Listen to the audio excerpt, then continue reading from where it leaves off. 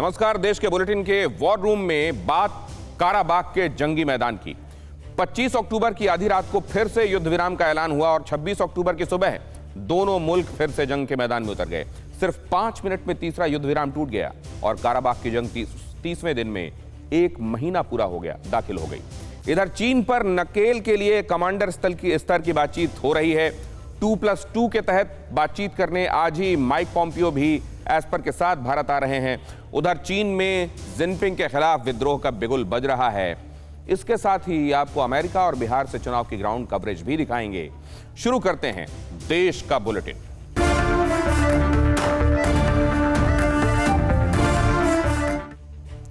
Armenia Azerbaijan के बीच युद्ध विराम हुआ और तीसरी बार फिर सुबह होते ही जंग शुरू हो गई और जंग आज 30वें दिन भी जारी है।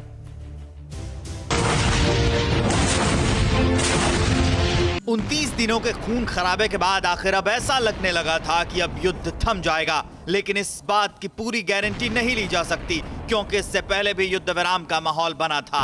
युद्ध विराम हुआ भी था, लेकिन कुछ मिनटों के लिए। जंग के 30वें दिन भी युद्ध विराम पर सहमति बनी, लेकिन सुबह 8:05 पर सारी सहमतियां बारूद के धुएं के साथ उड़ गई। आर्मेनिया की सेना ने अजरबैजान में पड़ने वाले साफियान गांव पर हमले के बाद अपना कब्जा जमा लिया।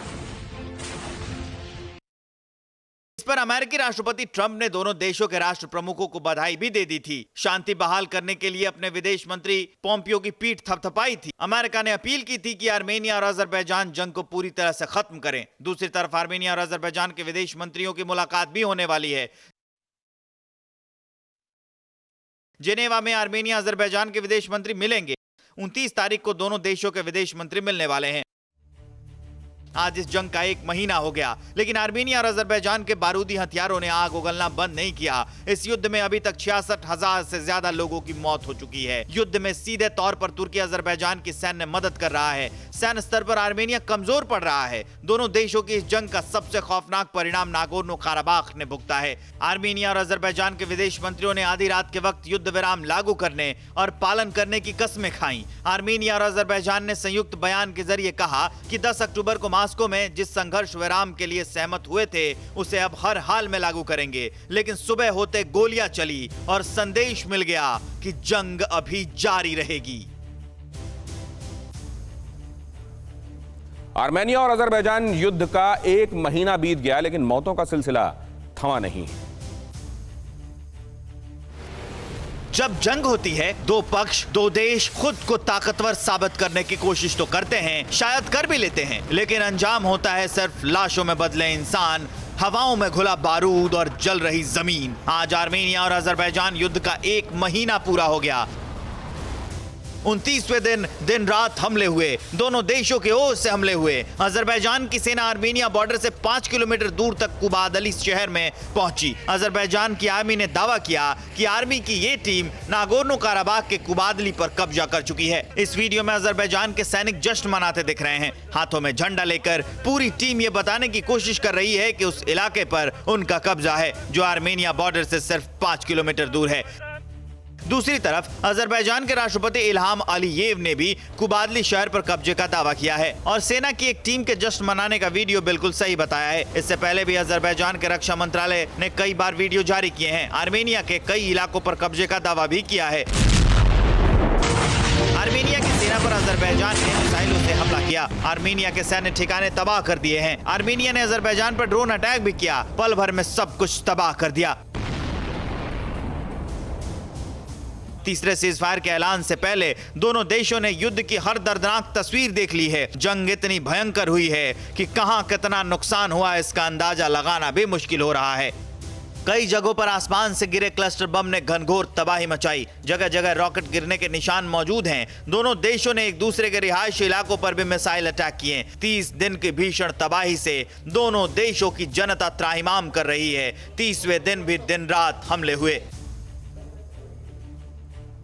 भारत के शूरवीर अपनी सीमा पर चौकसी के साथ तैनात हैं, जिन्हें और मजबूत करने का फैसला लिया गया है। आईटीबीपी के जाबाजों के लिए 47 बॉर्डर आउटपोस्ट बनाने को लेकर मंजूरी दे दी गई है। हिंदुस्तान की अभेद्य सीमा को चीर पाना अब ड्रैगन की औकात से बाहर की बात हो चली है। पहले टनल, उसके बाद सड़कों और पुलों का जाल बिछाने के बाद सरकार ने आईटीबीपी यानी भारत तिब्बत सीमा पुलिस बल को इतना बलशाली बनाने का फैसला किया है कि ड्रैगन के होश फाख्ता हो चुके हैं। सरकार ने फैसला किया है कि आईटीबीपी को आधुनिक और घातक हथियारों से लैस किया जाएगा और 3488 किलोमीटर लंबी एलएसी की रखवाली करने वाले इन जाबाजों के लिए 47 बॉर्डर आउटपोस्ट बनाने की मंजूरी भी दे दी है।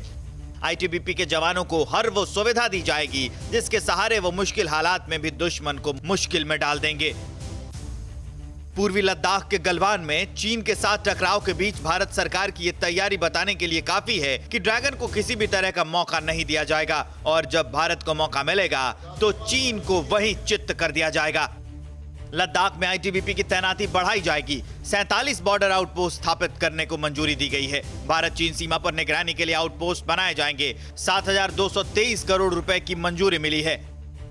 केंद्रीय गृह राज्य मंत्री जी किशन रेड्डी ने कहा है कि अब आउटपोस्ट के लिए मंजूरी मिल चुकी है। अभी बॉर्डर पर भारत और चीन के बीच काफी तनाव है। जी किशन रेड्डी ने यह भी कहा कि आईटीबीपी ने बीते कुछ महीनों में कुछ देशों का ये भ्रम तोड़ दिया है कि उनके पास शक्तिशाली सेना है। इशारा चीन पर था, जिसकी लाल सेना अब लद्दाख में हाँफ रही है और चाह कर भी कुछ नहीं कर पा रही है। भारत और चीन के बीच मई के शुरुआत में पूर्वी लद्दाख में गतिरोध शुरू हुआ। चीन के इसी दोहरे चरित्र की वजह से हिंदुस्तान ने सरहद को किले में तब्दील कर दिया। आईटीबीपी की पोस्ट स्थापित करना भी उसी मजबूत इरादों की मिसाल है।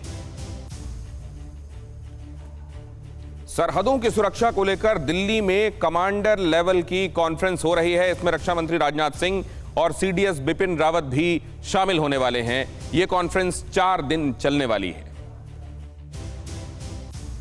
देश की सुरक्षा, सरहदों की निगरानी से जुड़े मामलों पर विचार करने के लिए यूं तो हर 6 महीने में कमांडर लेवल की बैठक होती है, लेकिन दिल्ली में शुरू हुई इस बार की बैठक पहले जैसी तो बिल्कुल नहीं है, क्योंकि पिछले 5 महीने से चीन की रेड आर्मी लद्दाख में जमी है। ड्रैगन भारत को ललकार रहा है। दोनों तरफ से सेनाएं सीमा पर तैनात हैं। ड्रैगन से बात भी होती है और वो धोखा भी देता है। चीन की इन हिमाकतों के बीच देश की राजधानी दिल्ली में चीन का चैप्टर क्लोज करने की मुहिम शुरू हो चुकी है।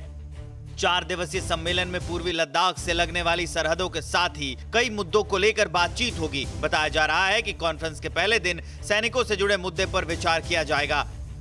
दिल्ली में कमांडर कॉन्फ्रेंस 26 से 29 अक्टूबर तक चलेगी। रक्षा मंत्री राजनाथ सिंह 27 अक्टूबर को सेना के कमांडर सम्मेलन को संबोधित करेंगे। सीडीएस जनरल बिपिन रावत भी कमांडर कॉन्फ्रेंस को संबोधित करेंगे। बैठक में नरवणे समेत सेना के वरिष्ठ अधिकारी शामिल होंगे।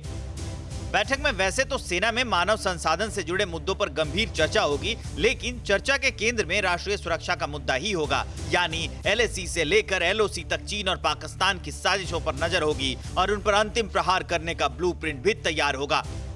पिछले 5 महीनों में सीमा पर चीन उछल रहा है और पाकिस्तान भी कूद रहा है। ऐसे में दोनों को घेरने के लिए मजबूत रणनीति बनने जा रही है।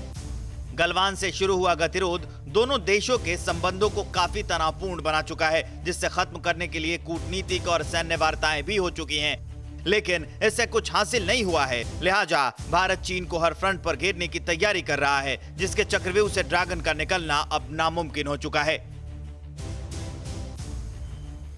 जिनपिंग के कार्यकाल में चीन बहुत बेहाल हुआ है। जिनपिंग के काम करने के तरीके से सीपीसी के कुछ सदस्य नाराज हैं, इसलिए उन्हें हटाने का प्रस्ताव भी आ सकता है।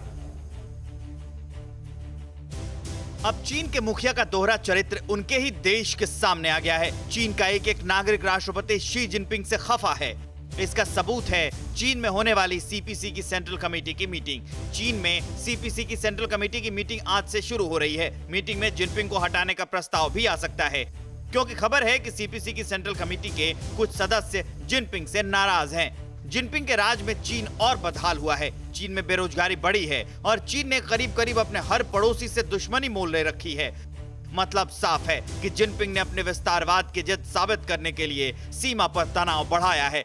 चाहे उसके देश के अंदर कुछ भी हो जाए, लोग भूखों मरे। अभी हाल ही में कई ऐसी तस्वीरें आई थी, कई ऐसी खबरें आई थी, जिससे पता चला था कि चीन में स्थिति बहुत खराब है।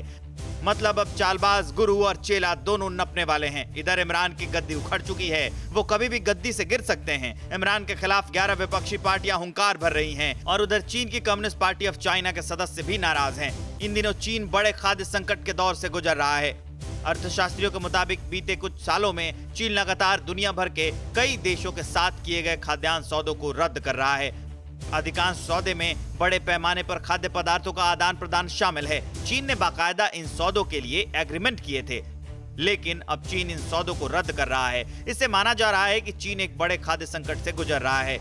वहीं चीनी राष्ट्रपति शी जिनपिंग बॉर्डर पर तनाव के जरिए लोगों का ध्यान भटकाने की कोशिश कर रहे हैं। भारत, ताइवान, जापान और आसियान देशों के प्रति चीन का आक्रामक व्यवहार आर्थिक संकट पर चीनी जनता का ध्यान भटकाने के लिए है। बिहार में चुनाव है, लेकिन इसकी धमक अमेरिका तक है। वॉशिंगटन से देखिए मनीष झा की एक खास रिपोर्ट। बिहार में चुनाव है, इसे लेकर दुनिया के हर कोने में रहने वाले बिहारी लोग उत्साहित तो हैं। बिहार के लोगों के बारे में खास बात यह भी कही जाती है कि वो गहरी राजनीतिक सूझबूझ रखते हैं। वॉशिंगटन में रहने वाले बिहार के लोगों ने टीवी 9 भारतवर्ष से बातचीत की और बिहार चुनाव पर अपनी राय रखी। आज हम आपको मिलाते हैं ऐसे लोगों से जिनका ताल्लुक बिहार की माटी से है। तो सबसे पहले बात करते हैं इन लोगों से कि ये लोग बिहार के किन किन जगह से आते हैं, ये यहाँ पर कब से हैं, क्या करते हैं, और उसके बाद तब फिर बात होगी दूसरी चीजों की। तो मैम सबसे पहले लेडीज फर्स्ट आप ही से। आई होप कि एनडीए सरकार जैसे अभी तक बहुत अच्छा करते आ रही है, नीतीश सरकार, हम लोग बहुत ही ज़्यादा खुश हैं। मैं तो लालू राज से वहाँ पे आना जाना हम लोग का लगा रहा हुआ है और बहुत ज़्यादा फेस किए थे लालू के टाइम में। तो अभी नीतीश सरकार तो खैर बहुत अच्छा कर रही है। ये लोग अमेरिका में रहते तो हैं, लेकिन वहीं से बिहार की राजनीतिक हलचल पर नजर रखते हैं। अब ये बताइए कि आपकी गाड़ी में दो चीजें तो मैं देख रहा हूँ। पहले तो यूएस फ्लैग, तो जाहिर है कि वो तो वाजिब बात है, ये कर्म भूमि है तो यूएस फ्लैग तो होना ही चाहिए। लेकिन मेरी नजरें जाती है आरा जिला आपका नंबर प्लेट पे, ये क्या है? ये है कि चाहे कुछ भी हो जाए, ये तो आरा जिला का ही रहेगा, हिंदुस्तानी ही रहेगा। आपने इसके लिए एक्स्ट्रा पे किया? हर साल एक्स्ट्रा पे करते हैं ताकि आरा जिला की को अपने साथ जोड़ के रखें, मेरी आइडेंटिटी बनी रहे। वॉशिंगटन की स्ट्रीट पर अगर आपको आरा जिला नाम वाला नंबर प्लेट वाली गाड़ी दिखे तो आप क्या कहेंगे? है ना बिहार का गौरव, भारत का गौरव। और इसी तरह से माँ भारती के सपूत आपको वॉशिंगटन ही नहीं, अमेरिका या दुनिया के अलग अलग कोने पर अपना परचम लहराते दिखते हैं। तभी तो हम कहते हैं जय हिंद। बिहार चुनाव के प्रचार का शोर आज थम जाएगा पहले चरण के लिए, और पहले फेज में 1066 प्रत्याशी मैदान में हैं। वोटिंग 28 अक्टूबर को है। बिहार में विधानसभा चुनाव के पहले चरण की 71 सीटों के लिए प्रचार का शोर आज थम जाएगा। पहले फेज के लिए दिग्गज नेताओं और उम्मीदवारों ने जमकर पसीना बहाया और जनता को लुभाने की भरपूर कोशिश की है। पहले फेज में 1066 प्रत्याशियों के भाग्य का फैसला 2 करोड़ 14 लाख से ज्यादा मतदाता करेंगे। वोटिंग 28 अक्टूबर को होनी है। बिहार में कुल 3 चरण में चुनाव है और 10 नवंबर को रिजल्ट आएगा। बिहार में मुकाबला एनडीए और महागठबंधन के बीच है। आरजेडी पहली बार तेजस्वी यादव के नेतृत्व में बिहार विधानसभा का चुनाव लड़ रही है। चुनाव प्रचार थमने से पहले आज दिन भर ताबड़तोड़ रैलियों का कार्यक्रम है।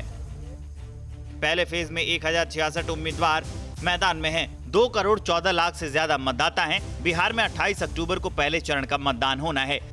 चुनाव प्रचार के आखिरी दिन बीजेपी, जेडीयू और आरजेडी के कद्दावर नेता माहौल बनाने के लिए आज भी मैदान में हैं। अब तक प्रचार के दौरान तेजस्वी नीतीश कुमार पर आक्रामक रहे हैं। अपनी रैलियों में बेरोजगारी और पलायन के मुद्दों पर उन्हें घेरने की कोशिश कर रहे हैं। एनडीए लालू राज के 15 साल का हवाला देकर महागठबंधन को घेरने की कोशिश कर रही है। एलजेपी नेता चिराग पासवान खुलेआम एनडीए की बखिया उधेड़ रहे हैं। पहले चरण के प्रचार में जंगल राज बनाम सुशासन का मुद्दा बनाने की भरपूर कोशिश की गई है, लेकिन आरजेडी ने 10 लाख नौकरी देने का पासा फेंका है। बिहार में बेरोजगारी, पलायन और कोरोना का मुद्दा चुनाव के समीकरण को बनाने या बिगाड़ने में अहम रोल अदा करेगा। लिहाजा तमाम पार्टियां एक दूसरे को इन्हीं मुद्दों पर घेरती नजर आ रही हैं। आज शाम चुनाव प्रचार थम जाएगा। बिहार की जनता को पहले चरण के मतदान का इंतजार है। पहले चरण का चुनाव बिहार का रुझान तय करेगा और ये भी तय करेगा कि आने वाले दिनों में बिहार के सिंहासन पर कौन बैठेगा। जम्मू में आज विलय दिवस के मौके पर बीजेपी की तरफ से हर जगह तिरंगा रैली निकाली जा रही है।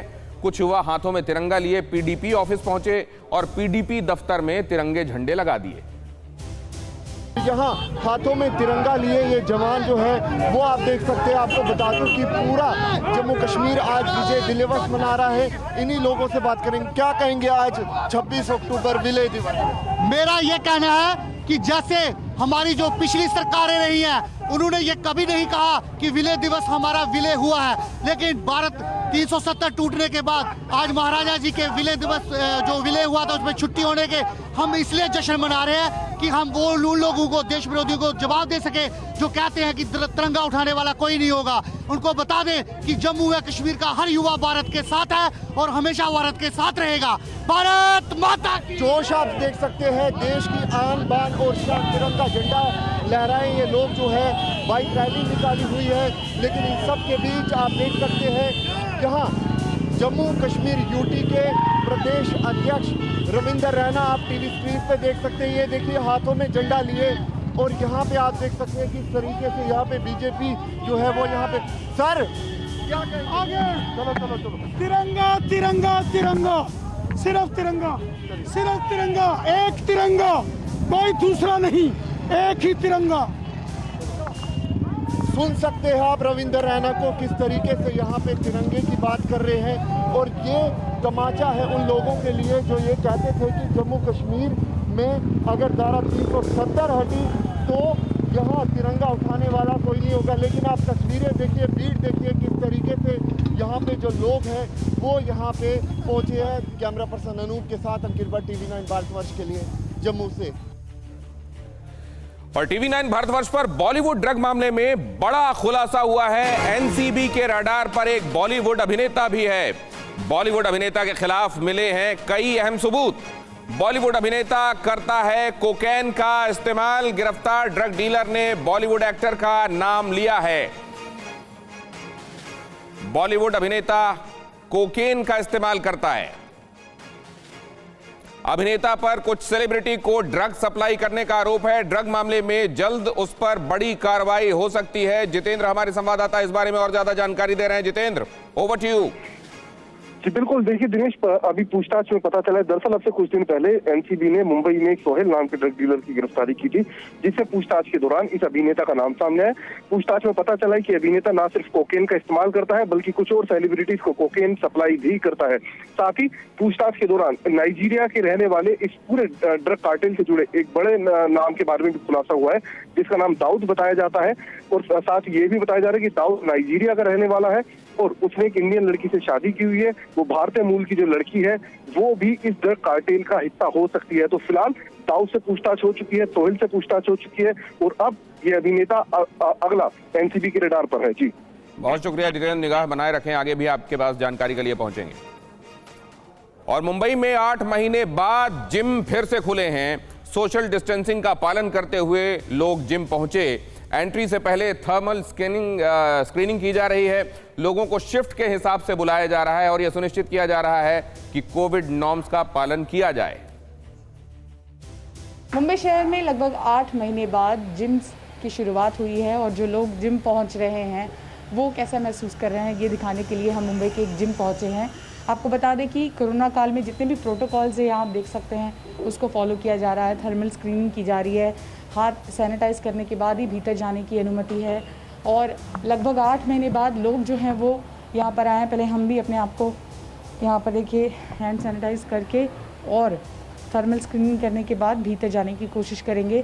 तो इस तरह से जितने भी लोग यहाँ पर आते हैं उनको पहले थर्मल स्क्रीनिंग यहाँ पर किया जाता है और उसके बाद जिम में जाने की अनुमति होती है। जिम की शुरुआत हो गई है, कैसा लग रहा है? मैम अच्छा लग रहा है, मेरा जिम स्टार्ट हो गया। 8 महीने बाद हमारा जिम स्टार्ट हुआ है। लॉकडाउन में घर पे बैठे बैठे वर्कआउट नहीं हो रहा था, तो अभी थोड़ा अच्छा लग रहा है कि हमारा वर्कआउट स्टार्ट हो गया। पुट ऑन किया आपने? या मैम पुट ऑन किया, वेट बढ़ा? हाँ मैम, मेरा 10 kg वेट बढ़ गया। आप देख सकते हैं कोरोना काल में 10-10 किलो लोगों का वजन बढ़ रहा है। कैसा रिस्पॉन्स है लोगों का? रिस्पॉन्स थोड़ा कम है, लोगों को मन में अभी भी थोड़ा सा डर है, जो हम लोग निकालने की कोशिश कर रहे हैं कि जिम कितना सेफ़ है। तो गवर्नमेंट ने हम लोग को ऑलरेडी, सेंट्रल गवर्नमेंट ने भी कुछ गाइडलाइंस दी हुई है एज वेल एज, तो वही हम लोगों ने फॉलो किया हुआ है स्ट्रिक्टली, जैसे कि मास्क पहनना या फेस शील्ड पहनना, सैनिटाइज़र कैरी करना, टाइम टू टाइम यूज़ करना। सर ये बताइए, मास्क पहनकर वर्कआउट करना कितना डिफ़िकल्ट है? बहुत डिफ़िकल्ट है क्योंकि सफोकेशन ज़्यादा हो रहा है, उसके लिए ज़्यादा प्रॉब्लम हो रहा है, ब्रीजिंग का प्रॉब्लम हो रहा है। प्रोटोकॉल्स हैं उनको फॉलो करते हुए यहाँ पर हमें लोग नजर आए। कैमरा पर्सन सुभाषिष दाम के साथ शिवांगी ठाकुर, TV9 भारतवर्ष। फिक्र आपकी, सोमवार से शुक्रवार रात 9 बजे सिर्फ TV9 भारतवर्ष पर।